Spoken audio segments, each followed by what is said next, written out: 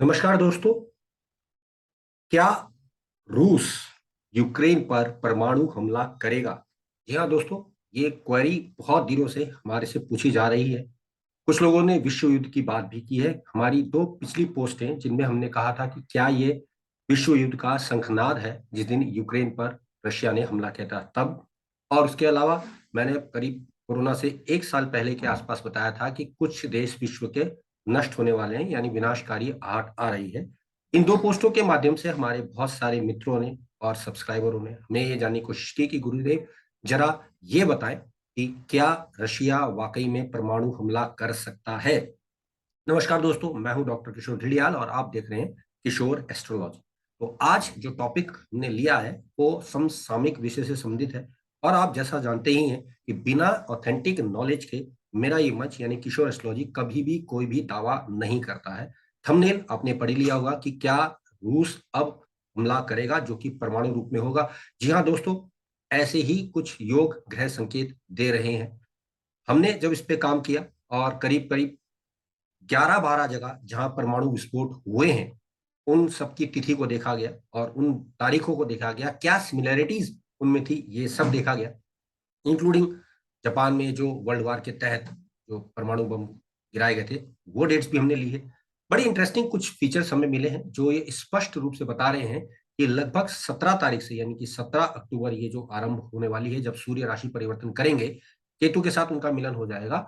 वहां से लेकर लगभग लगभग 14 जनवरी तक ये जो योग बन रहा है ग्रहों का वो बड़ा इंटरेस्टिंगली खतरनाक रूप से इंडिकेट कर रहा है कि परमाणु दुर्घटना या परमाणु बम का इस्तेमाल कहीं ना कोई देश किसी के खिलाफ कर सकता है।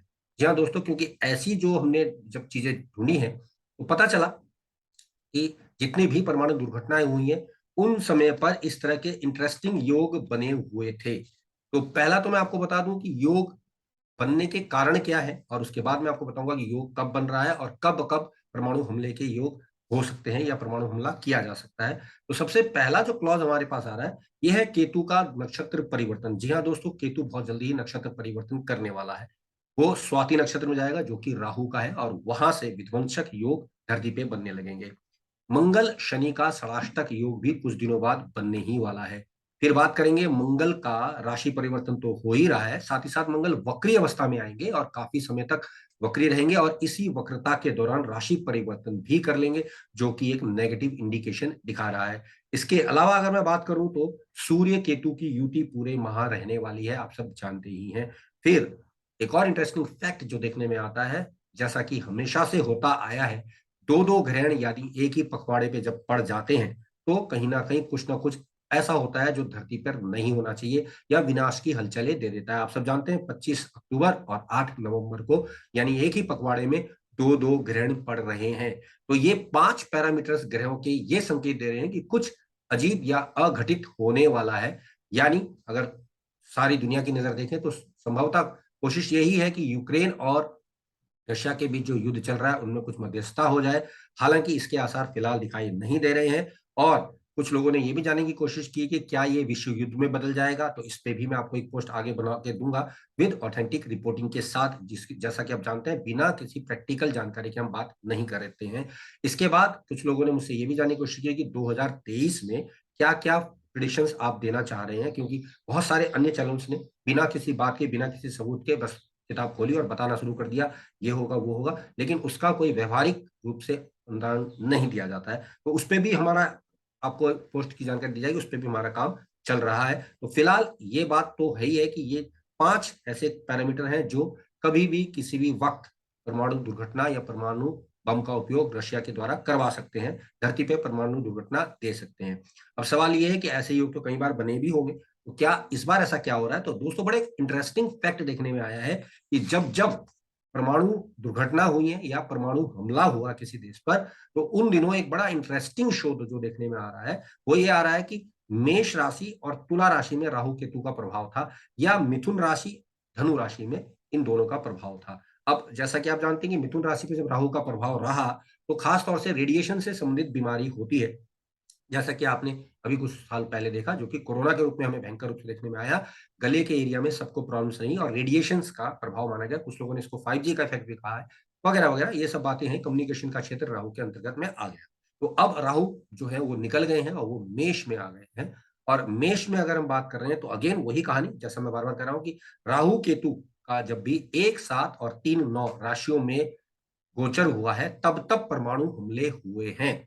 अब इसके बाद मैंने आपको बता दिया, लेकिन कुछ सबूत भी तो देने चाहिए ना। तो सबूत के तौर पे मैं बता दूं, यूक्रेन जो कि पहले रशिया में ही था, चेर्नोबिल नामक एक बहुत बड़ी दुर्घटना हुई थी जो कि 26 अप्रैल 1986 को हुई थी। और सूर्य उन दिनों कुछ के थे, आप सब जानते ही हैं। और इंटरेस्टिंगली सूर्य राहु के साथ में ही थे, तो ये एक चीज देखने में आई। इसके अलावा फुकुशिमा जापान में 11 मार्च 2011 को भयंकर सुनामी के रूप में वहां पर भी एक न्यूक्लियर रिएक्टर विस्फोट हुआ। उस दौरान भी अगर हम देखें तो राहु मिथुन राशि में ही थे, इसलिए बार बार कहूंगा। और इसके अलावा तीसरा, किर्गिस्तान रशिया में ही एक दुर्घटना हुई थी 29/9/1957 को। उस दौरान केतु मेष राशि में था। उसके बाद अगर हम देखें तो विंड स्केल यूनाइटेड किंगडम में 10/10/1957 को ही एक परमाणु दुर्घटना हुई, तब चंद्रमा केतु के साथ मेष राशि में ही था। इंटरेस्टिंगली अगर आगे चलते हैं, हिरोशिमा और नागासाकी की बात कर लें, क्योंकि इनके बिना परमाणु हमले की बात करना बेकार होगा। इन दो देशों पे जब अमेरिका ने दूसरे वर्ल्ड वार के दौरान बम गिराए थे 6 अगस्त 1945 और 9 अगस्त 1945 को, तब राहु मिथुन राशि में था। और 6 अगस्त के दिन तो चंद्रमा भी राहु के साथ, शुक्र शनि के साथ मिथुन राशि में युति बनाकर बैठा हुआ था, पहला हमला जिस दिन किया गया। तो इंटरेस्टिंगली ये एक फैक्ट देखने में आया है कि जब जब धनु में, मिथुन में, मेष में और तुला में राहु केतु का गोचर रहा है, दुनिया भर में परमाणु दुर्घटनाएं हुई हैं या परमाणु हमले हुए हैं। इसके अलावा मैंने और भी बहुत सारी करीब 12 जगहों का पता लगाया है, और हालांकि विषय बढ़ जाएगा तो इतना आपको मैंने 4 उदाहरण दे ही दिए हैं। अब इंटरेस्टिंग यहाँ एक बात और देखने को आ रही है कि ये जो स्थिति है फिलहाल अगर आप देखें तो मेष में राहु चल ही रहे हैं, आपको पता ही है, और सूर्य केतु के साथ आ रहा है। प्लस अगर हम देखें तो ये 5 जो मैंने आपको पैरामीटर्स पहले के बताए, तो ग्रह गोचर कंप्लीट रूप से ये आगाह कर रहे हैं कि करीब करीब 17 अक्टूबर से 14-15 जनवरी के मध्य कभी भी परमाणु विस्फोट या परमाणु हमला रशिया के द्वारा यूक्रेन पे किया जा सकता है, या कहीं ना कहीं कोई परमाणु दुर्घटना के रूप में हम कोई एक नई दुर्घटना देख सकते हैं, क्योंकि इस तरह की एक्टिविटी बन गई है। हालांकि पनडुब्बियों में भी कई सारे केसेस आए हैं जो कि परमाणु पनडुब्बियों के केसेस थे, उनमें भी ये फैक्टर कॉमन रूप से देखा गया। तो जैसा मैं बार बार कहता हूं दोस्तों कि हमारा ये ज्योतिषीय मंच जो है वो बिना किसी प्रैक्टिकल जानकारी के बात नहीं करता है। सिर्फ एक नजर में स्क्रीन पे आकर बता देना कि ये होगा, रशिया ये करेगा, वो करेगा वगैरह, ये सब बातें हम नहीं करते हैं। हम आपको व्यवहारिक रूप से प्रैक्टिकली बताते हैं। और यहाँ मैं एक बात बता दूं कि कुछ लोग कह रहे हैं कि रशिया को करना चाहिए नहीं करना चाहिए, तो मैं आपको बता दूं कि पुतिन जो है वो कोई बेवकूफ आदमी तो नहीं है, बहुत बड़े नेता है और बहुत अच्छे सुलझे हुए कमांडो भी रहे हैं, युद्ध की असलियत को पहचानते हैं। बावजूद इसके नाटो और अमेरिका के द्वारा उनको उकसाने पर संभवतः चाहे वो एक छोटा मोटा प्रयोग करके दिखा दें कि वो उन्हें कम ना आका जाए, वो किसी भी हद तक जा सकते हैं। और रशिया के खिलाफ जब थोड़े से नाटो ने प्रतिबंध लगाए तो उन्होंने कह दिया था कि अगर हम पे कुछ परमाणु बम वगैरह छोड़ा जाता है तो जब रशिया ही नहीं रहेगा तो हम पूरे दुनिया का क्या करेंगे, हम दुनिया को भी नहीं छोड़ने वाले हैं। इसके अलावा रिसेंटली एक बहुत विवादित बयान ट्रंप ने भी दे दिया है कि रशिया कभी भी परमाणु हमला कर सकता है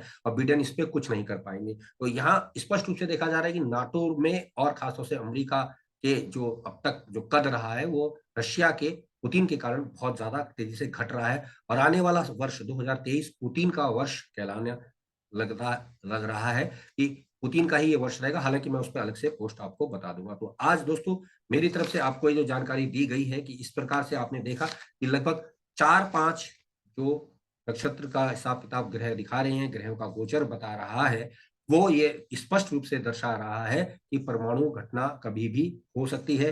राहु केतु का संबंध जब भी 1, 7 या 3, 9 से होता है तब परमाणु दुर्घटनाएं धरती पे देखी गई हैं। करीब 12 उदाहरणों में हमने आपको ये बताया है और लगभग 4 को मैंने आपको लाइव इस सेशन में बताया है। इसके अलावा अगर मैं कहूं तो जितनी दुर्घटनाएं मैंने देखी हैं, जिसमें 3 माइल आइसलैंड की दुर्घटना यूएसए में रही, फर्स्ट चाक रिवर कनाडा में हुआ, और experiment 1 power station Ohio USA में हुआ 1961 में, सेंट लॉरेंस फ्रांस में 1969 और 1980 में परमाणु दुर्घटना हुई, टोकोमारा जापान में 1999 में हुआ। इंटरेस्टिंग फैक्ट और देखा गया कि जब भारतवर्ष ने जब ये किए परमाणु विस्फोट किए जो कि 1974 और 1998 में किए, केतु का राहु के नक्षत्र से संबंध बना हुआ था। जैसा कि आप जानते हैं पोखरण में भारत ने परमाणु विस्फोट किए थे। तो दोस्तों आज मेरी तरफ से इतनी जानकारी कि रसिया कभी भी इन निश्चित तिथियों में हमला कर सकता है, यानी एक छोटा मोटा कोई प्रयोगात्मक तौर पर परमाणु विस्फोट हम सुन सकते हैं या परमाणु दुर्घटना हम सुन सकते हैं।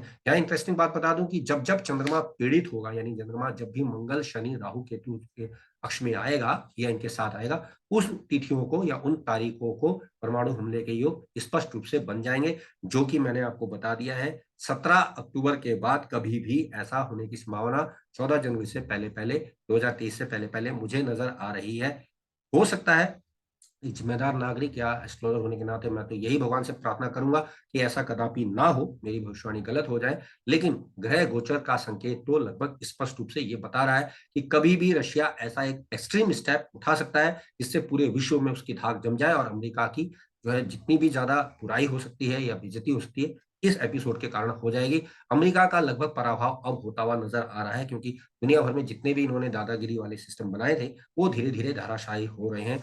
नाटो की असफलता आप देख ही रहे हैं। तो आज के लिए दोस्तों इतना ही। इसके बाद अगली 2 पोस्टों में मैं ये बताऊंगा कि क्या विश्व युद्ध होगा या नहीं, 2023 की कौन कौन सी मुख्य 23 भविष्यवाणी होंगी, वो भी मैं आपको अपने मंच पर बताने की कोशिश करूंगा। जुड़े रहिएगा हमारे साथ, और यदि आप हमारे इस मंच पे नए हैं, किशोर एस्ट्रोलॉजी के इस मंच को सब्सक्राइब कर लीजिएगा। समय समय पर आपको न सिर्फ प्रैक्टिकल अप्रोच की ज्योतिष बताई जाती है, बल्कि यहाँ पर हम समसामयिक विषयों की भी अच्छी जानकारी आपको देने का प्रयास करते हैं। तो आप सबने हमें सुना, आप सबका धन्यवाद। नमस्कार।